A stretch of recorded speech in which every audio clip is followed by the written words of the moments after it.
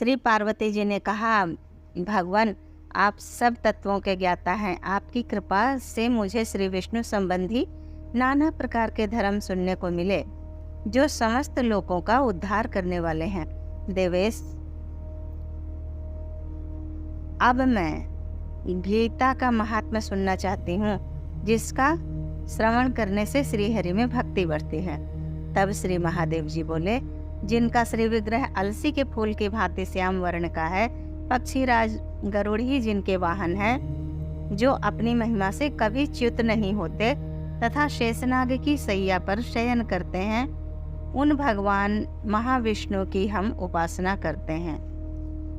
एक समय की बात है, मोर दैत्य के नाशक भगवान विष्णु शेषनाग के रमणीय आसन पर सुखपूर्वक विराजमान थे।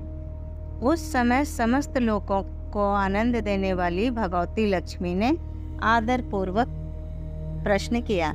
श्री लक्ष्मी जी ने पूछा, भगवान आप संपूर्ण जगत का पालन करते हुए भी अपने ऐश्वर्य के प्रति उदासीन से होकर जो इस क्षीर सागर में नींद ले रहे हैं, इसका क्या कारण है? तब श्री भगवान बोले, सुमुखी, मैं नींद नहीं लेता हूँ, अपितु तत्व का अनुसरण करने वाली अंतर्दृष्टि के द्वारा अपने ही माहेश्वर तेज का साक्षात्कार कर रहा हूँ। यह वही तेज है जिसका योगी पुरुष कुशाग्र बुद्धि के द्वारा अपने अंतःकरण में दर्शन करते हैं तथा जिसे विद्वान वेदों का सार तत्व निश्चित करते हैं। वह माहेश्वर तेज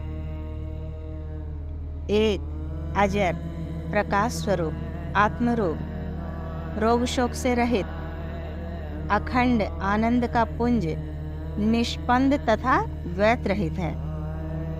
इस जगत का जीवन उसी के अधीन है, मैं उसी का अनुभव करता हूँ। देवेश्वरी,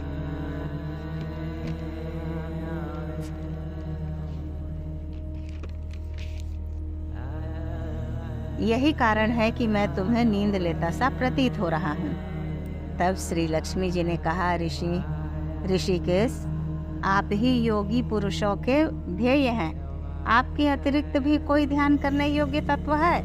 यह जानकर मुझे बड़ा कौतूहल हो रहा है।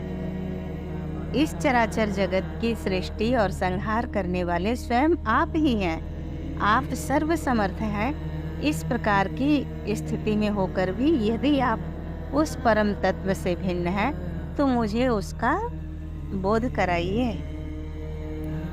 तब श्री भगवान बोले, प्रिय, आत्मा का स्वरूप तो द्वैत और अद्वैत से पृथक, भाव और अभाव से मुक्त तथा आदि और अंत से रहित है। शुद्ध ज्ञान के प्रकाश से उपलब्ध होने वाला तथा परमानंद स्वरूप होने के कारण एकमात्र सुंदर है। वही मेरा ईश्वरीय रूप है। आत्मा का एकत्व ही सबके द्वारा जानने योग्य है। गीता शास्त्र में इसी का प्रतिपादन हुआ है। अमित तेजस्वी भगवान विष्णु के ये वचन सुनकर लक्ष्मी देवी ने शंका उपस्थित करते हुए कहा, भगवान, यदि आपका स्वरूप स्वयं परमानंदमय और मन वाणी की पहुंच से बाहर है तो गीता कैसे उसका बोध कराती है? मेरे इस संदेह का आप निवारण कीजिए।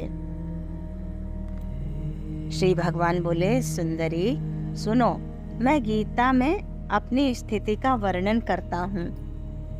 क्रमशः 5 अध्यायों को तुम 5 मुख जानो, 10 अध्यायों को 10 भुजाएं समझो तथा 1 अध्याय को उदर और 2 अध्यायों को दोनों चरण कमल जानो।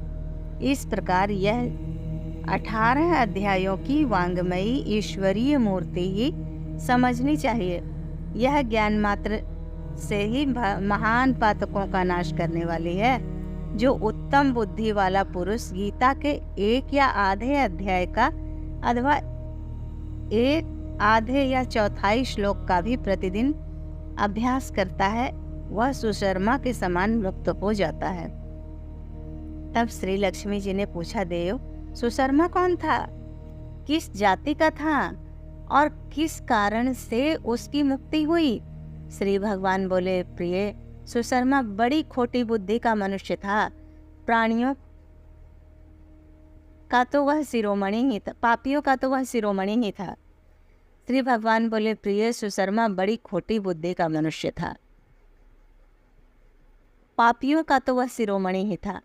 उसका जन्म वैदिक ज्ञान से शून्य और क्रूरतापूर्ण कर्म करने वाले ब्राह्मणों के कुल में हुआ था। वह न ध्यान करता, न जप, न होम करता, न अतिथियों का सत्कार। वह लंपट होने के कारण सदा विषयों के सेवन में आसक्त रहता था। हल जोतता और पत्ते बेचकर जीविका चलाता था। जैसे मदिरा पीने का व्यसन था,